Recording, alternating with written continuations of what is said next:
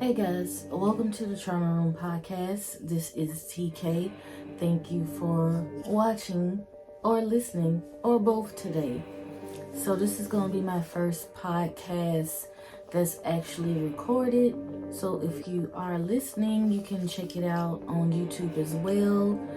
And the audio will be on Spotify and Apple Podcasts and all other streaming platforms as well, if you just want to listen to it. So today's topic is WandaVision. WandaVision came out a while ago, but with Doctor Strange and the multiverse coming out, Wanda is in it, and so I decided to talk about WandaVision because WandaVision just isn't a TV show that's like an action show or like just another part of Marvel. It's a show that's actually about grief. Okay, so a little backstory about Wanda is that she has a brother and she had a family. Her family was killed in a war, her mom and dad, and her brother was killed during Age of Ultron, where he helped save Hawkeye when Hawkeye was saving a child. And so that's already 3 deaths that Wanda has dealt with, her parents and her brother as well. And long story short, she falls in love with Vision, who is not a human but an android, and she falls in love with him. And in the last Avengers movies, Avenger Endgame, he dies. He dies in Infinity War, which is the second to last. So Vision dies, and Wanda cannot cope with Vision's death. Like, she's had other people die, her brother, her mom, her father, but she felt love with Vision. She felt like Vision was the only person in the world that could love her, and for him to die was so traumatic for her that in WandaVision, spoiler alert if you have not seen WandaVision, so you might not want to hear this if you go and watch it, but if not, this is what happens. So in WandaVision, Wanda creates a whole different alternate universe where Vision is alive and Vision is her husband, and it's not even actually a alternative universe. She puts a hex on a town in New Jersey where all the people and inhabitants become part of her fantasy, where Vision is alive and she's married to him and they have kids. And each episode goes by where she has, growing up, her family coped with the war by watching TV. So the episodes go through all the TV shows they watched while she was growing up, like I Love Lucy, A Martin Family, The Brady Bunch, Full House. So each episode is a decade of a show that they watched while her parents and her were growing up. And she doesn't understand how to handle grief so much that she puts this fixation of this is how things really are in her mind, so much that she almost believes it as well. She almost believes that it's true. Vision feels like something is off, and every time he feels like something is off or tries to talk to her about it, she'll snap her hands and it'll go to a different decade, or she'll do something to distract him to make him not realize like this is an illusion and that he's actually dead. Because she and that's the other thing, she killed him in Infinity War. She had to kill him because he had an Infinity Stone and they did not want Thanos to get it, and it was inside of him. So basically she had to kill him And she was, ironically, of course, the only person strong enough to kill Vision. So she had to do that as well, which is another layer of grief that is just sad, because not only has she lost all these people in her life, she also has to kill one of them for the greater good. And so her life is not, her cards have not been dealt that good. So basically, at the end of WandaVision, people are realizing that this is, she's put a hex on this town. The people in the town are in danger. And it also turns out that another witch, because Wanda also is called the Scarlet Witch, but another witch is controlling. She saw that Wanda was in so much grief and created this town, and she's using Wanda's grief as an excuse, as an excuse to destroy the world, basically. But Wanda's grief was so detrimental to her that she did have a nervous breakdown. She did have a mental breakdown where she could not see anything else besides Vision. She could not see any outside source except for the love that she had for Vision. And at the end of the show, she also created these kids with Vision inside the hex. And in the show, at the end, she realizes, like, this is wrong. Like, you're holding these people captive and making them be your puppets to interact like your life with Vision, when, like, none of this is real. So she lets the people go and actually become, people again, and let them have their own lives. But the damage is already done, and she has to let go of Vision, and she has to let go of these kids because they're not really real. And so I would say, if you haven't already seen WandaVision, please watch WandaVision, and watch it with the guise of grief instead of just a show that a Marvel superhero is in, because it is about grief. And one of the things that Vision says in the show is so incredible. He says, "What is grief if not love persevering?" And that holds true to, like, everything, because that is true. What is grief but love persevering? And I think so many times people think that grief goes, like, in a straight line, and it doesn't. Like, I feel like most people think, like, okay, this is grief, and it's just gonna be the straight line, and it's not. It's like ups and downs, ebbs and flows. Like, sometimes you'll be happy, and then for instance, bam, you'll think of that person and you'll realize that they're gone, and you'll be back in that depressive state. Sometimes you might think of that person and think of good memories and be happy and just have the memories of them. So grief is love persevering. Grief will always be there. It'll just be there in different formats. And the thing that we as people need to realize about grief is not to let the grief, like, bring us down. Like, not to succumb to grief. Because it's different stages of grief, and it just depends on you on what stage you want to stay in. The different stages of grief are denial, anger, bargaining, depression, and acceptance. I think so many of us, when we're grieving situations or people, we stay in that depressive state, and we think grief means depression, which grief does not mean depression. Grief can mean that you remember a person and you remember the happiness that they brought you, or you remember the sadness they brought you, but you don't stay in it.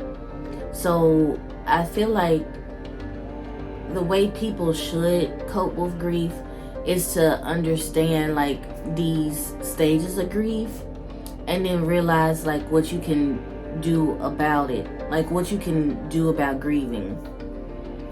And there's also a grief that I feel like doesn't get talked about a lot, I feel like a lot of people don't even know that this is a grief. It's called ambiguous grief, and it's called ambiguous because it's grief that is experienced by the loss of a loved one or a person who is still alive. So ambiguous grief is the best example is when you break up with someone and you have sadness and you wallow and you be depressed. That is a good example of ambiguous grief because the person is not dead. And I think, like, not that a death type of grief is not as bad, but for me, ambiguous grief is horrible because you can't reconcile it. You can't come to terms with it. Like, if someone dies, you're like, okay, I can finally accept that they're dead. They are gone. But with ambiguous grief, it's like this person is out of my life. I can no longer see this person, but they're still alive. They're still walking down the street. They're still interacting with people, but not you. And I feel like that type of grief is one that is so hard to cope with because we're just like, this person is still alive and there's nothing I can do to, like, accept that they're not in my life. And so it's very ambiguous grief is hard. It's when also ambiguous grief can be like natural disasters or other things when you lose people and you can't reconcile with losing them. Like, another example is like a kidnapping. If someone gets kidnapped and they, you never find out what happens. You don't ever see a body. You don't ever realize that they're actually gone. And I think with death, that type of grief, in some sense, even though it is hard, it's easier to accept because in most cases, you can go and see a body, or you know that they are dead. You know that it's no coming back. And with like a breakup or with a kidnapping where it never is resolved, that's the thing with ambiguous grief. It's never resolved in the way you would like it to be resolved. Like a kidnapping, you would like to find the person and then to come back. But unfortunately, so many people that have loved ones that are kidnapped have to grieve in that kind of way where they don't know what happens. And then even stranger is the cases where 25 years later, the person does come back and then you have to reconcile with like you moving on. Because there's been so many cases where people have like moved on, married other people, and then years later, the person that got kidnapped or lost or whatever comes back, and you're like, I don't know how to deal with this. And they do that a lot in other TV shows as well. Manifest, if you all watch Manifest, did that where a plane disappeared for 5 years, and then the people came back 5 years later, and some people had got remarried, some people had moved on, and it's like, where are you supposed to be placed in my life? And also like with relationships, like if you break up with someone, it's hard to reconcile like that person sometimes has moved on and that you no longer will be a part of their lives. And in order to deal with ambiguous grief, since it is different than regular grief, give a name to what you're experiencing, knowing that it's different than your normal type of grief, and be able to recognize that, hey, this is grieving. And like I was saying, a lot of people don't realize, like, even when you break up with someone, that's a loss. That's a loss, and that's a grieving. So recognize what is grieving and what isn't grieving. Find a therapist. People need to realize therapists are your friends. Therapists are people that are here to help you and help you reconcile and help you cope with things. A lot of times people like, oh, I don't need a therapist, or oh, I don't need this or that.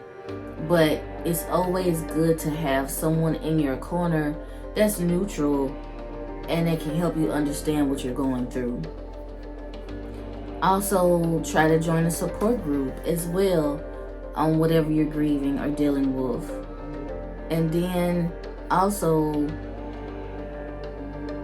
for just grieving, think of the good times with that person. Think of the good times with that person. I would say, while doing my podcast last year, September or October, I stopped the podcast for a while because my grandma was declining. I mean, granted, she was like 100 and something. She was 104. So that is amazing in itself. But she was definitely declining. And just getting ready for like that type of grief can also be very difficult. I know with my grandma's, and she passed in October. And so this part may be triggering to people, just to let you know. I saw my grandma pass away. And a lot of times, telling people, oh, my grandma passed, or like, yeah, I was there when she passed away. People will be like, oh, you were in the room, or you were in the house, or like, oh, okay, you were like in the corner somewhere. And it's like, no, I literally saw her pass away. And I don't know how many people experience that, but it is, there's no words for it. There's like no words. And I may start crying, and it's not like because I'm sad or anything. It's just when talking about it, it's very overwhelming to try to describe, because in some ways I wish I could have recorded it, because I'm afraid that the memory of it will fade away one day, and I don't want it to, even though it was one of the scariest things in the world. I can tell you, the day before, the week that it happened, my aunt and my cousins had been saying like, it's probably, we might have to put her in hospice. She's declining health. So we thought we had more time. And I don't know why, but it all had to be God, really. It all had to be God, because the day before she passed, I looked up like signs of people passing away, like signs of people dying. And I don't know, I couldn't sleep that night. It was like 3 o'clock in the morning, and I just decided, like, look this stuff up. And it just showed like how people die. And then the next day, I was at work around like 5:45, no, around 4:45. My cousin told me, it was like, my grandma isn't doing so well. We need to, get ready for her to pass. And, I was like, okay. And my husband, he's at work as well. I was like, we need to go now. And he was like, oh, we got time. She's doing okay. She's gonna make it. She's doing okay. And clearly we did not, because when we got there, y'all, if you saw my grandma, you would be like, yes, she's about to die. Like, it's not any time left. It's like right now. And And when seeing her, oh yeah, it was pretty like, yeah, this is the end.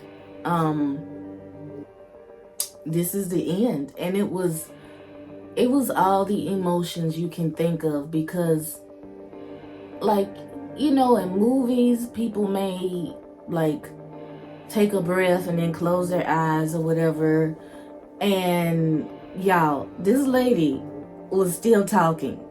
She was still trying to hold on. Like, she was still talking. Like, we were holding her hands. Like, if you can hear, and I read that the night before, that when people pass, they can still hear you. And we was like, if you can hear us, squeeze our hand. And she did. And she was still trying to talk, and we were like, it's okay, you don't have to talk. Like, we're all here. We're all here. And I can't nobody tell me that my grandma did not know that she was dying. And that may sound scary or like, what the heck? But in her instance, being 104, she knew. And I feel like she was okay with it, because her and God had talked, man. Like, her and God was like, hey, I'm ready. And God was like, you know what? I'm ready for you now too. You can come on. I just feel like whatever you believe is your business. But for me, I feel like this is the way that God wanted us all to die. Like, she was at home, surrounded by family members, and she knew it was her time to go. Like, if we have to die, then we have to die. But if we have to die, this is how it should happen, y'all. Because, like, even now, you may think, like, what is wrong with this girl? She is talking about her grandma's death. And it's just like, she was not in any pain. She was not in any pain. She talked to us. And she was not in any pain. And I do feel like in my heart that she knew she was passing. And the night before, I read that, like, when people pass or get ready to pass, they may do this, like, last breathing rattle. And she did that. And this is like, I'm not laughing at it, but then I am, because it's like funny. Because it is funny.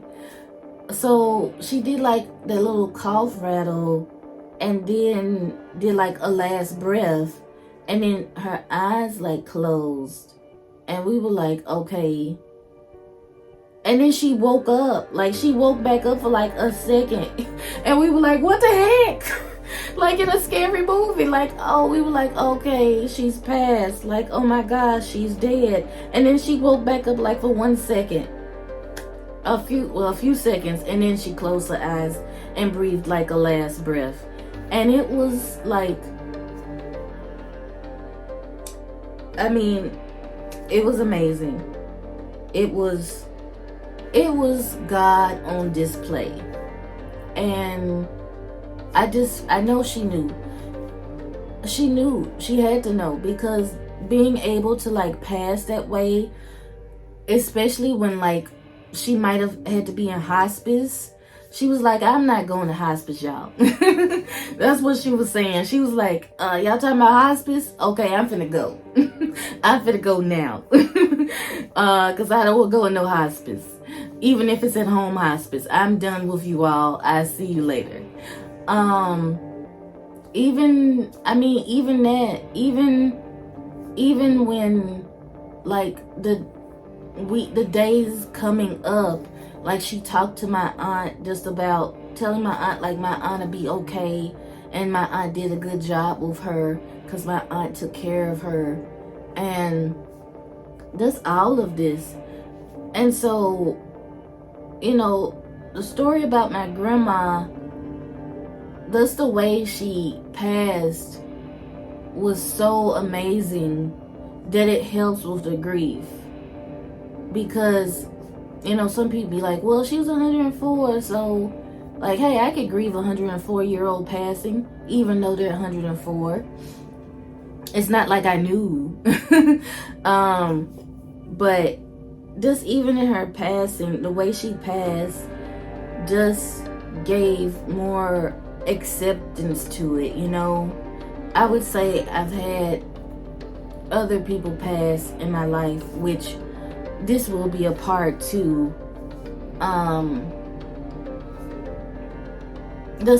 I've had other people pass in my life where I have not been able to deal with their death as good as this one, where I have wanted to go with them. And so for her to just be able to pass like this is an example of where it allows your grief to still be grief, but you are able to remember the good times. And also remember, like, she didn't die in a hospital, because during this time, it's 2022, so that stuff called a virus is out there, and in hospitals, she would have been back there by herself. Like, nobody would have been able to come back there with her. And that would be so sad. Can you imagine dying and none of your family can be back there with you because they won't allow it in hospitals? So my grandma knew what she was doing. She's like, I'm not going to hospice. I'm not going to a hospital. And she did say that. She was like, she did not want to pass away in a hospital. She wanted to pass away at home. And that's the thing too. Just even talking about it to people, like I was talking to one of my friends and I was like, yeah, she passed away at home. And one of them was like, they didn't believe it. They were like, oh, I thought you meant she thought she was at home when she passed away. Like, y'all told her she was at home when she passed away. No, this lady was at home in her own bed on her own time and was like, I'm going of yonder. I'll see y'all later. I'm out of here.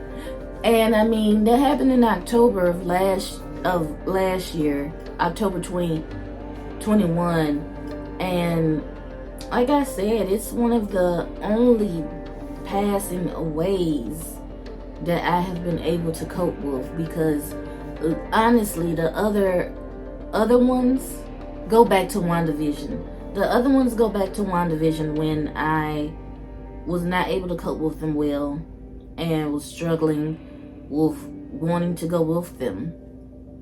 And I will talk about those in the part 2 of this episode. So thank you for listening to the Trauma Room podcast, and thank you for watching the first episode. Hopefully you got something out of it, and stay tuned to part 2 next week that will also continue talking about grief, talking about coping with grief in detrimental ways and how to reverse that and cope with them in more positive ways that will keep you here. So thanks for watching, and I'll talk to you all soon.